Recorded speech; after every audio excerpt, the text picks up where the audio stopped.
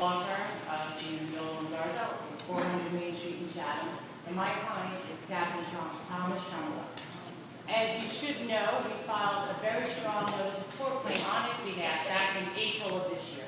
I don't know if anyone is aware of that other than the mayor or who was served with that notice of tort claim.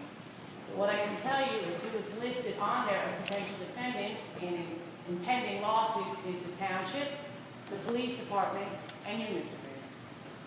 You know, my client does not want to sue his township or his police department, and it is not something that I think would be in anyone's best interest, but the actions that have been taken so far have really led him to have no other choice at this point.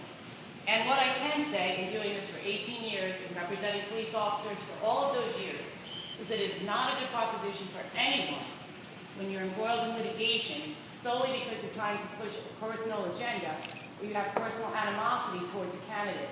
A candidate who everyone in this room, as you can see, has come out here to support and who feels is the next person who should be in line for chief. And I do also insist that you realize that everyone loses when there is litigation that goes on for several years. And you have a very simple way to try and resolve this. And everyone in this room, the council people, the taxpayers alike, and you, Mr. Mayor, should be concerned about litigation. Now, I know you've made public comments or maybe private comments that you have insurance and that litigation doesn't concern you. But I really don't think that that should be a personal choice.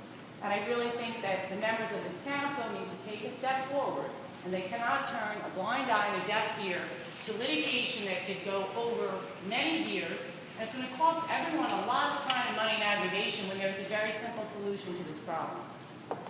Now, I'm not going to try and repeat everything that has been said about my client's accolades, but I think it speaks for himself that he got one of the highest scores that this state has ever seen on the deputy chief's position. I think that... Respectfully, just to interject, I think, obviously he was allowed to, but I don't think we should go too far afield to talk about personnel in a public meeting. Clearly, it's not appropriate. What comment do you object to, Mr. Harper? There's litigation pending, obviously, that you know about. We're not going to talk about pending litigation. If you want to I didn't think you were going to talk. I thought I was supposed to talk. I said respectfully, so that we don't go too far afield. If you want to make comments, we need to say nothing. But we're not going to get into back and forth with respect to personnel matters. We just have to do it. Well, I didn't expect a back and forth. I expected to come here and show support for my client. If you're going to ask me to sit down, then I will do that. I'm not going to get adversarial with you. I'm just trying to set some boundaries. Okay. I don't understand what the boundaries are. Boundaries are, we're not going to talk about specific personnel. If you have comments more generally, that's fine. When you say specific personnel, you don't want me to talk about my own client? Is that what you're saying? No, I don't want you to go too far afield to talk about your own client. We're not going to do that. No. Okay. Well, that's really all I was here to talk about is my client. I mean, that's litigation. There's a notice of tort claim filed, which is public record, and everything that I'm mentioning is in that notice of tort claim. Anyone in this room or in the whole town could go for that and look at that notice. Absolutely. So what, are any of those If you comments? want to stick to that, that's fine. Okay, well that's Don't go too basically, far all afield. right. As I was saying, he happens to be the most qualified person for the position if you read what we've listed on notice of tort claim and if you listen to what everyone here has said. He is one of the only members who attended the FBI Leadership National Training Academy. He has all 3 levels of Certified Public Management program, which he attended at FDU. He also has an associate degree in business management.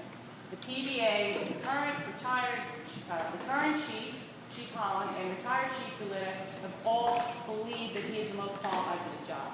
He is acting chief when Chief Holland is not there. He has served and performed the duties of the deputy chief for quite some time without any extra pay, without any extra remuneration.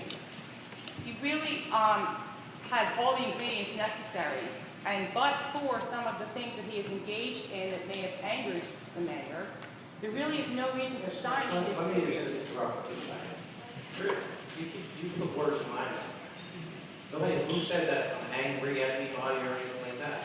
Well, I don't know what the big objection is about following the rules and having a little competition, getting to the best qualified person.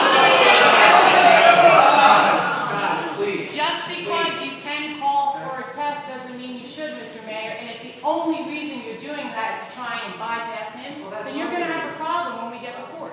Because there has to be another reason for it.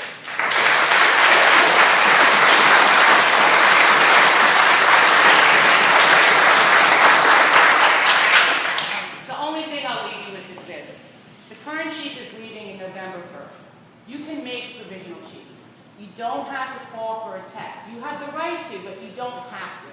You could save a lot of people in this town, the police department, the strife and aggravation, the council members and the taxpayers, a lot of money if you avoid litigation and do the right thing here. And I would urge you to put aside all the past problems that you may have had and try and look to do the right thing here, not just for my client, but for the town and its citizens.